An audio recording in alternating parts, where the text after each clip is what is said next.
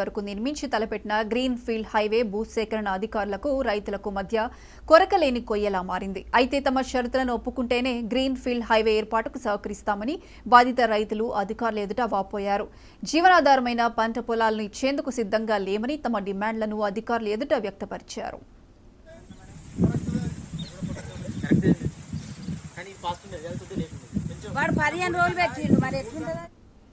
వరంగల్ జిల్లా పర్వతగిరి మండల కేంద్రంలోని ఎంఆర్ఓ కార్యాలయంలో జిల్లా అదనపు కలెక్టర్ సంధ్యారాణి అధ్యక్షతన గ్రీన్ ఫీల్డ్ హైవే బాధిత రైతులతో సమావేశం నిర్వహించారు.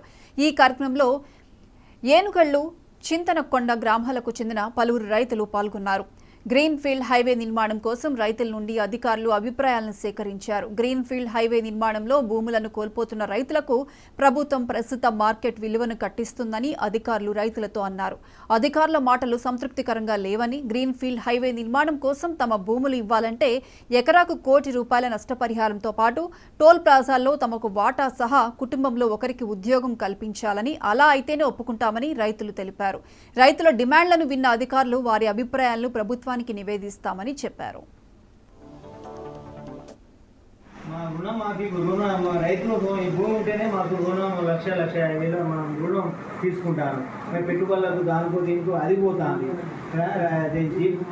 మొత్తం కుటుంబం అంతా మనం బయటపడే పరిస్థితులు మా పరిస్థితి అట్లా వచ్చింది. పోయినాం మేడం.